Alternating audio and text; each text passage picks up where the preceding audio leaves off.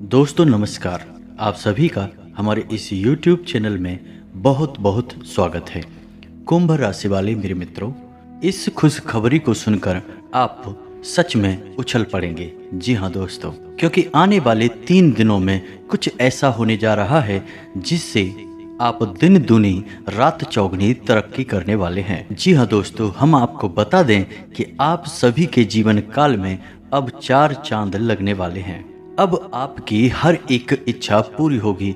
हर वो चीज जिसे आप चाहते हैं आपके कदमों में होगी। जी हाँ दोस्तों, अब आपकी तरक्की दुनिया की कोई ताकत रोक नहीं सकती है।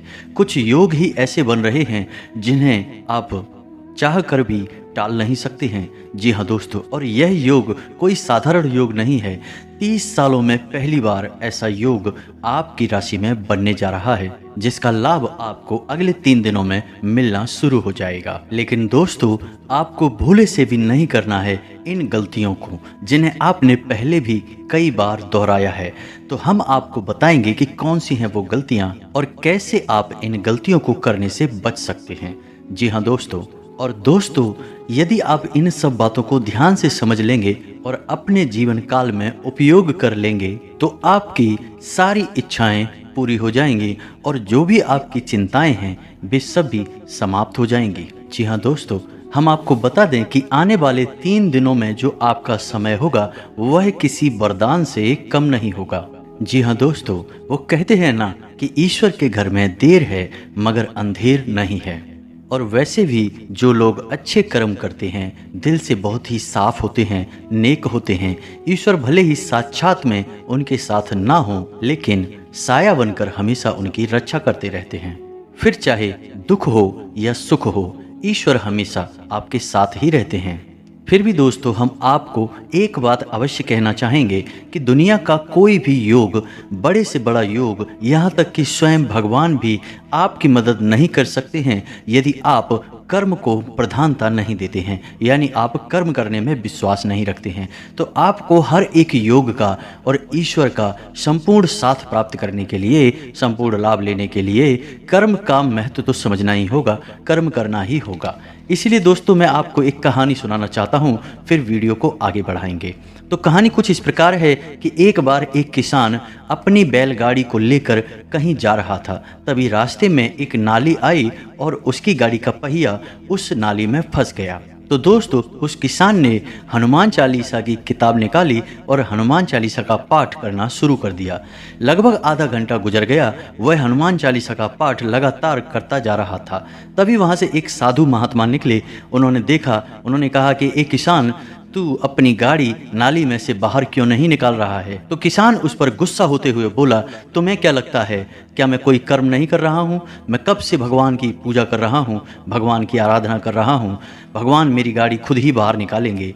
तब उस साधु ने उस किसान को कहा, ए किसान, तू भगवान को ठीक से समझ नहीं पाया है, क्योंकि भगवान को केवल याद करने मात्र से ही हमारा जीवन पार नहीं हो जाता है। हमें कर्म करना पड़ता है। कर्म करते करते यदि हम भगवान को याद करेंगे तो हमारा भगवान साथ देंगे और हमारे कर्मों में इतनी शक्ति भर देंगे कि हमारी हर मनोकामना पूर्ण हो जाएगी। तो यदि तू हनुमान जी को याद कर रहा है तो करता जा, लेकिन साथ में गाड़ी का पहिया निकालने के लिए जोर भी लगाता जा। तो हनुमान जी तेरी बाजुओं में इतना बल भर देंगे कि गाड़ी का पहिया बाहर निकल जाएगा। लेकिन बैठे बैठे हनुमान जी को याद करने से गाड़ी का पहिया बाहर नहीं निकलने वाला है। तो दोस्तों, उम्मीद है कि आपको यह कहानी समझ में आई होगी। यहाँ बात कर्म के महत्व की हो रही है। दोस्तों, हमें यदि ईश्वर का, अपने ग्रह नक्षत्रों का संपूर्ण लाभ लेना है तो अपने कर्म की शक्ति को बढ़ाते जाना होगा। फिर आप देखो चमत्कार होते चले जाएंगे। तो वीडियो की शुरुआत करते हैं, लेकिन इससे पहले आपसे एक निवेदन है कि संपूर्ण भक्ति भाव के साथ कमेंट में जय माँ भद्रकाली अवश्य लिखें। जिनके साथ हो माता भद्रकाली, उनका कोई बाल भी बांका नहीं कर सकता है। माता की आपके ऊपर कृपा बनी रहेगी। दोस्तों, अब आपको बताते हैं कि आपके जीवन काल में अब एक खास योग बनने जा रहा है जो 30 सालों में पहली बार आपकी कुंडली में बन रहा है।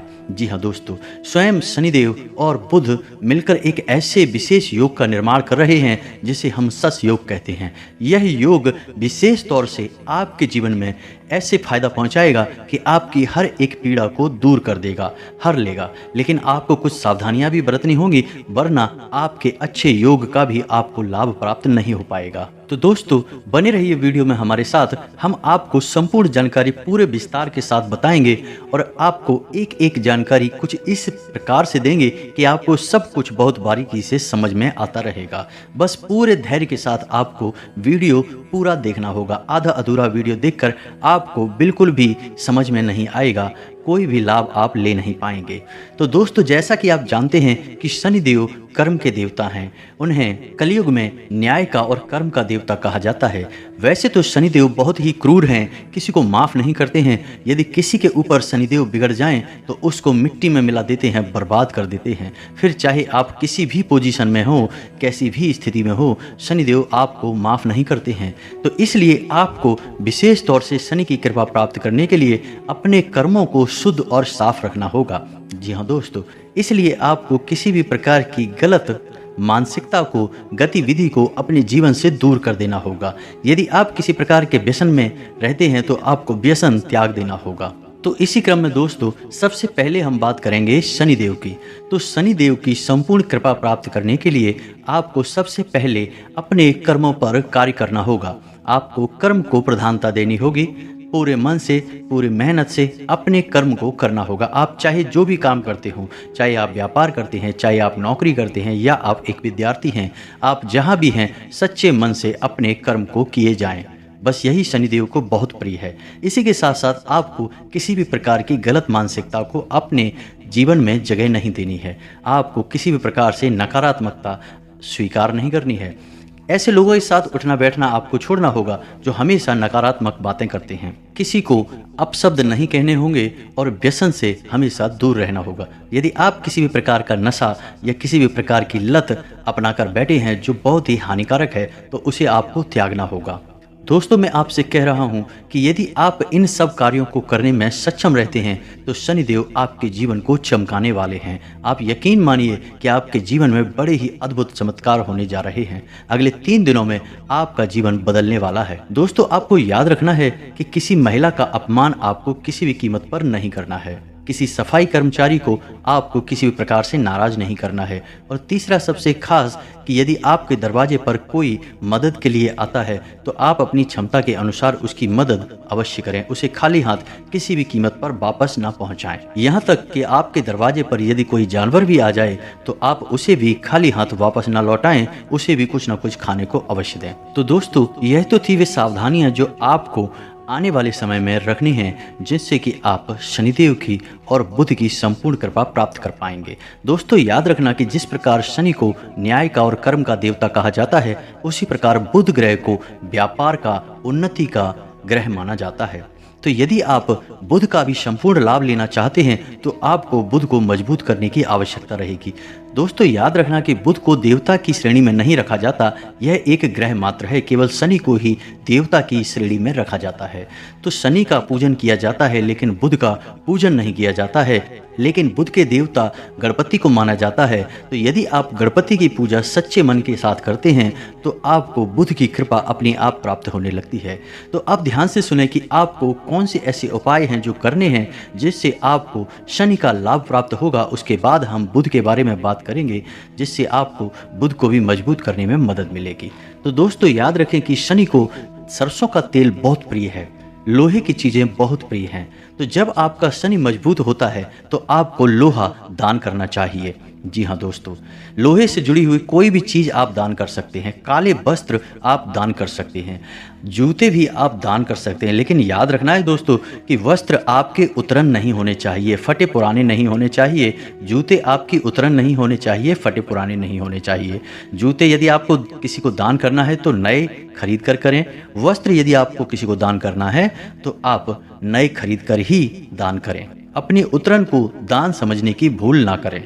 यदि आप अपनी उतरे हुए कपड़ों को किसी को देना चाहते हैं, जूते वगैरह को किसी को देना चाहते हैं, उसे बस यूं ही दे दें, दान का नाम ना दें।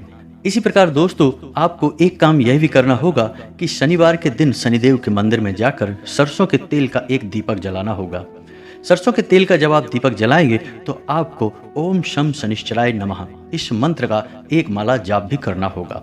आपको 11 शनिवार यह उपाय करना है। साथ ही साथ आपको छाया दान भी अवश्य करना है। दोस्तों छाया दान शनिदेव को बहुत प्रिय है। शनि को छाया पुत्र ही कहा जाता है। तो जब आप शनिदेव को छाया दान करते हैं तो शनिदेव बहुत प्रसन्न हो जाते हैं और अपनी कृपा आपके ऊपर बरसाने लगते हैं और आपके द्वारा की गई गलतियों को भी क्षमा कर देते हैं। दोस्तों, इंसान होने के नाते गलतियां होना स्वाभाविक है, तो आपसे भी कोई गलती अवश्य हो जाती होगी तो आपको छाया दान करके शनिदेव से माफ़ी मांगनी होगी और शनिदेव आप पर प्रसन्न होकर आपको तुरंत माफ़ भी कर देंगे। तो दोस्तों, यह तो थे शनिदेव से जुड़े हुए उपाय। आप इसी क्रम में एक उपाय और भी कर सकते हैं कि अपने घर में भी, अपने पूजा स्थल में भी शनिदेव के नाम से एक सरसों के तेल का दीपक जला सकते हैं। यह भी बहुत ही कारगर उपाय है। दोस्तों, याद रखना है कि आपको शनिदेव को क्रूर ग्रह या क्रूर देवता के तौर पर नहीं देखना है।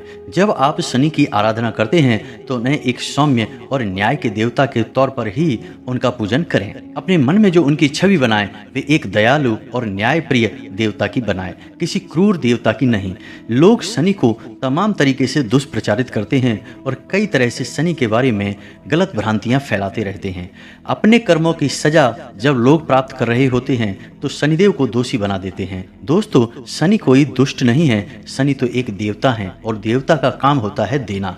लेकिन शनि को जब प्रसन्न करना हो तो कुछ शर्तें हैं जिन्हें जीवन में अपनाना पड़ता है और यह बहुत कठिन कार्य है। दोस्तों, यह आसान नहीं है, इसीलिए लोग गलतियां करते हैं और बाद में शनि की क्रोध का भाजन बनते हैं।